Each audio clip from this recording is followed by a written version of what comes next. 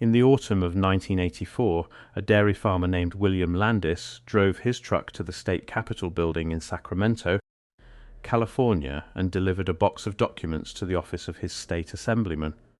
The documents were the compiled findings of 3 years of independent testing conducted on raw milk from his farm and from 11 other small dairies in the Central Valley. The testing had been conducted by a private laboratory in Fresno. It covered bacterial counts, pathogen screening, nutritional composition, and enzyme activity across more than 400 individual samples drawn over 36 months. Landis was not a scientist.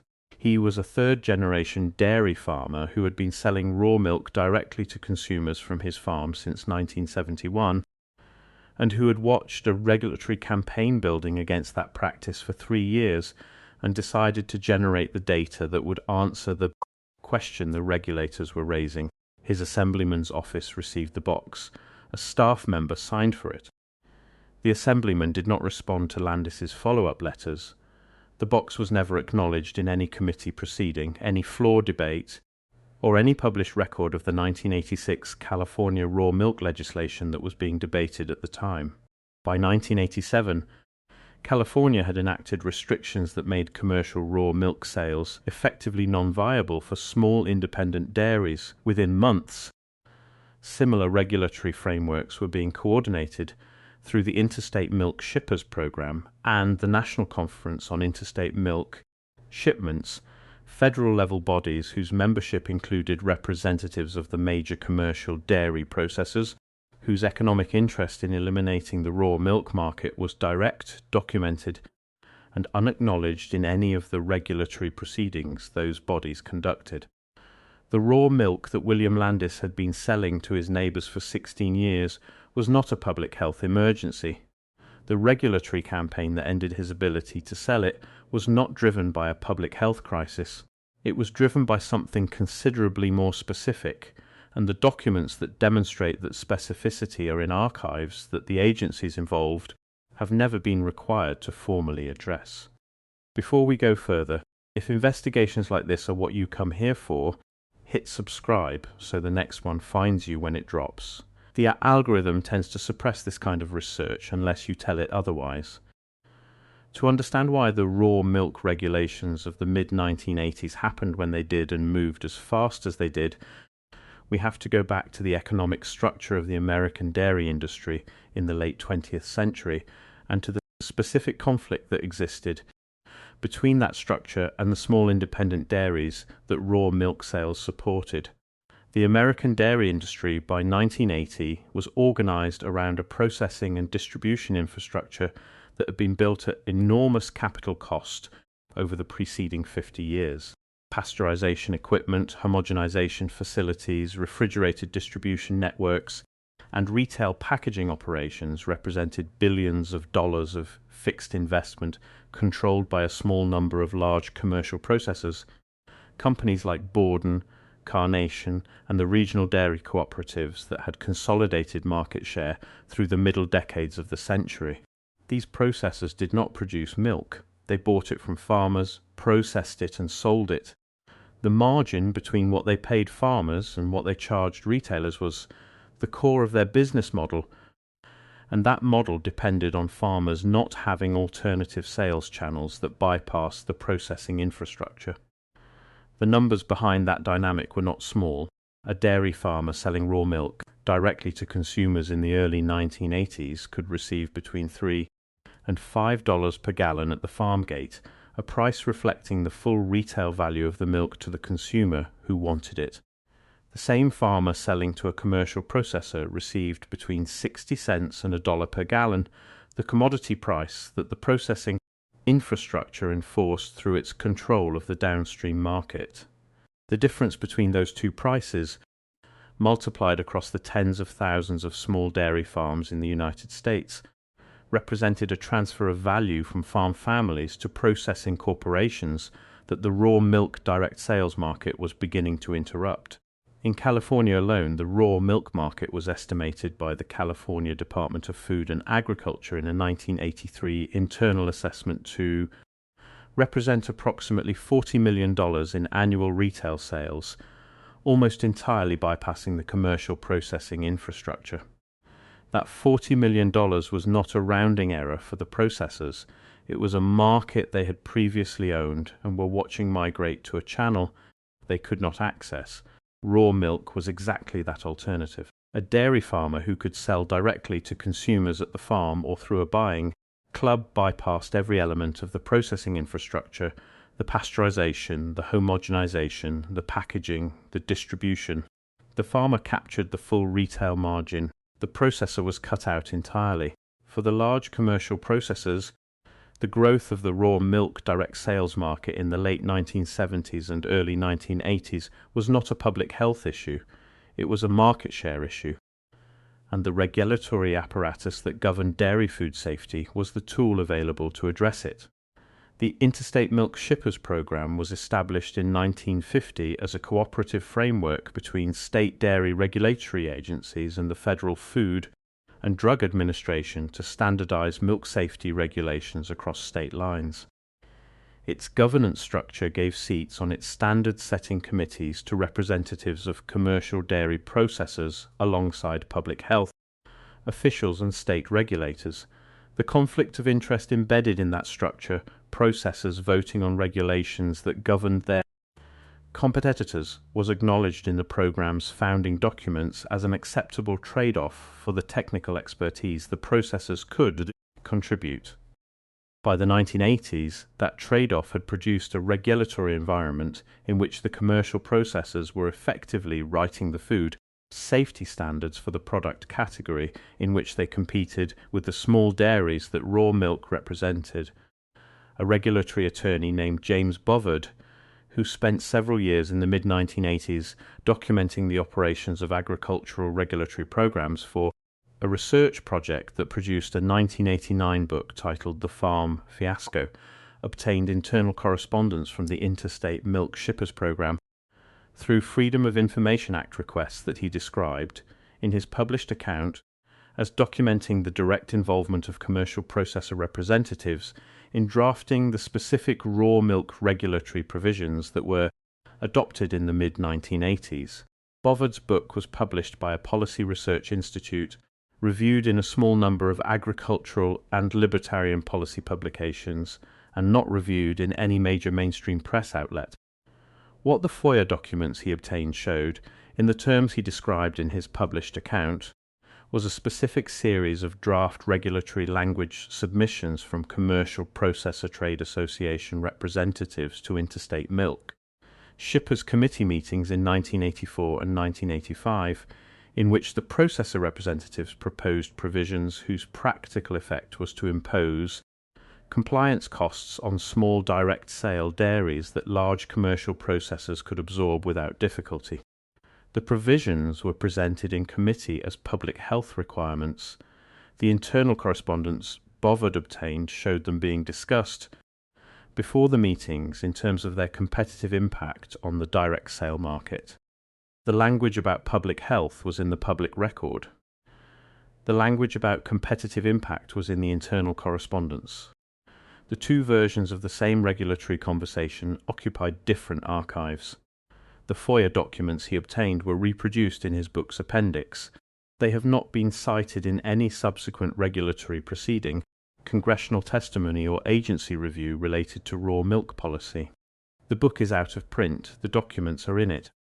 The public health justification offered for the raw milk restrictions was a series of disease outbreak reports associated with raw milk consumption, compiled and published by the Centers for Disease Control beginning in the early 1980s. The CDC's outbreak data was real. There were documented cases of bacterial illness associated with raw milk in this period, including cases of Salmonella and Campylobacter infection. The question was never whether raw milk carried pathogen risk. It does, as does any unprocessed food. The question was whether the outbreak data justified a categorical regulatory prohibition rather than a regulatory framework focused on hygiene and testing standards, and whether the specific regulatory response adopted was proportionate to the documented risk relative to comparable risks from other unprocessed foods. The CDC's outbreak reporting methodology in the 1980s also had specific characteristics that shaped the picture of raw milk risk in ways that the agency's published reports did not always make explicit. Outbreak reports are generated when illness is reported and investigated. They are not population surveys.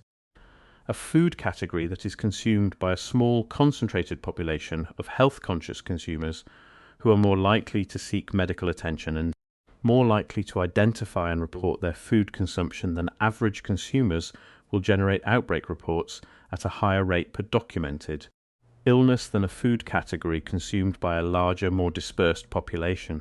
Raw milk consumers in the 1980s were disproportionately people who had made an active, informed choice to consume it. People who were, on average, more medically engaged and more likely to report illness and identify its source than the average American consumer of processed foods. The CDC's outbreak data reflected this reporting bias without correcting for it. The published outbreak figures for raw milk were raw counts of reported outbreaks, not rates corrected for consumption volume or reporting probability. The difference between a raw count and a rate-corrected figure is the difference between a number that supports a regulatory conclusion and a number that might not.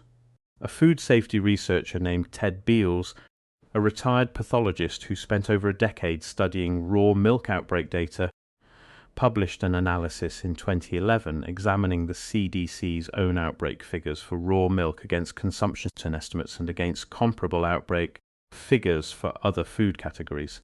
Beals's analysis found that the outbreak rate per serving of raw milk consumed was lower than the outbreak rate per serving for several other food categories, including deli meats, sprouts, and leafy greens, that were subject to far less restrictive regulatory regimes. Beals was not arguing that raw milk had no risk. He was arguing that the regulatory response to its risk was disproportionate relative to how comparable risks in other food categories were handled, and that the disproportionality could not be explained by the epidemiological data alone. His analysis was published in a small circulation food policy journal. It has been cited extensively in the alternative food and raw milk advocacy literature and has not been cited in any FDA or CDC regulatory document. The FDA's 1987 federal regulation prohibiting interstate sale of raw milk, the final regulatory action that effectively foreclosed a national raw milk market, was issued without a formal notice and comment rulemaking proceeding of the kind that major regulatory changes typically require. It was issued as a direct final rule, a regulatory mechanism intended for non-controversial changes that do not require public input.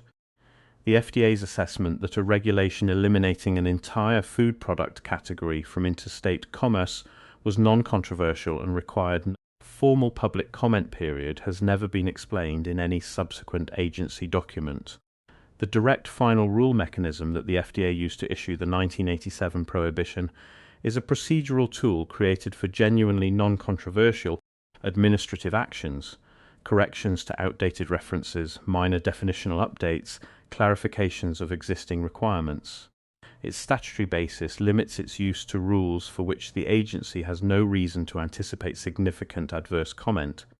Using it to prohibit interstate sale of an entire food product category was, by any ordinary administrative law reading, an inappropriate application of the mechanism. Administrative law scholars who have examined the 1987 raw milk prohibition have noted this irregularity in academic publications without it ever becoming the basis for a formal legal challenge that proceeded to a hearing on the merits. The industry most affected by the rule, small dairy farmers, lack the legal resources to mount such a challenge.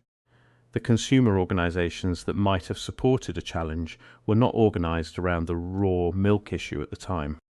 The regulatory window during which a direct final rule can be withdrawn on the basis of significant adverse comment is narrow. It passed without the organized opposition that would have triggered a reconsideration.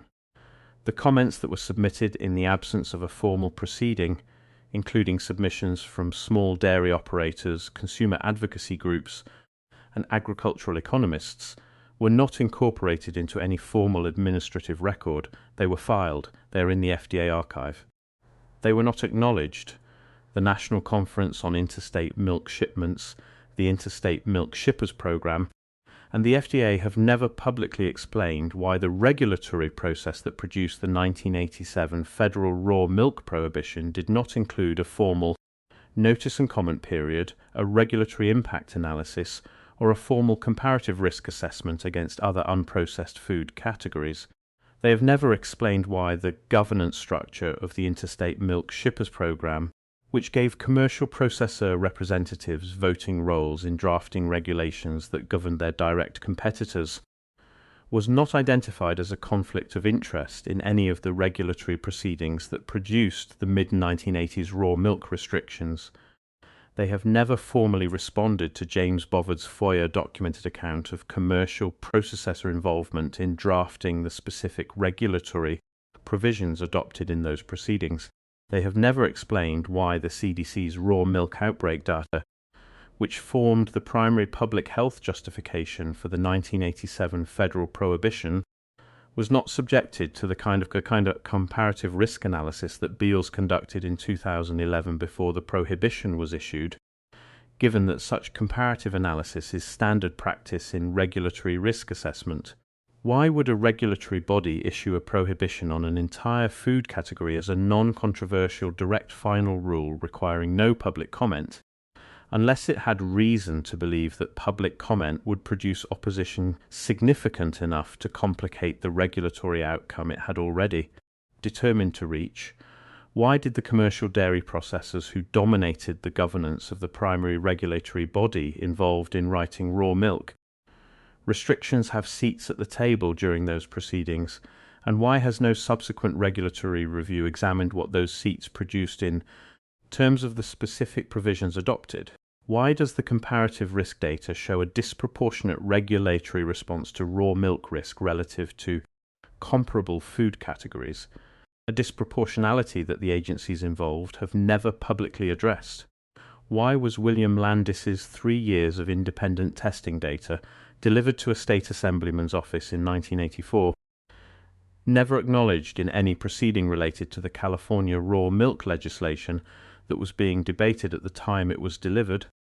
These questions do not go away because the raw milk prohibition is decades old and because the regulatory agencies that implemented it continue to cite public health justifications for its maintenance.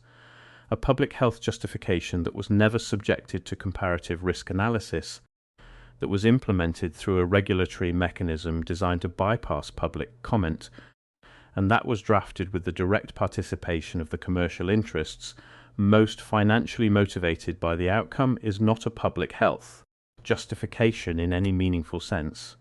It is a policy outcome wrapped in public health language, produced by a process whose structure guaranteed the outcome before the process began. William Landis sold his dairy in 1989. The farm had been in his family for 3 generations. The regulatory environment produced by the 1987 federal prohibition, combined with the California restrictions, made the raw milk direct sales model that had sustained the farm's margins no longer viable. The farm's land was sold to a commercial dairy cooperative, the same kind of entity that the regulatory structure of the 1980s had been built to protect. The cooperative pasteurizes the milk it produces from that land and sells it through the same processing and distribution infrastructure that the regulations of the 1980s protected. The consumers who had been buying directly from Landis for 16 years now buy from a grocery store. The margin that went to a family farm for 3 generations now goes to a processor. The regulatory change that produced this outcome was issued as a non-controversial administrative action that required no public input. The official history tells us that raw milk regulations were a public health triumph that protected American consumers from dangerous bacterial contamination in an unregulated food product.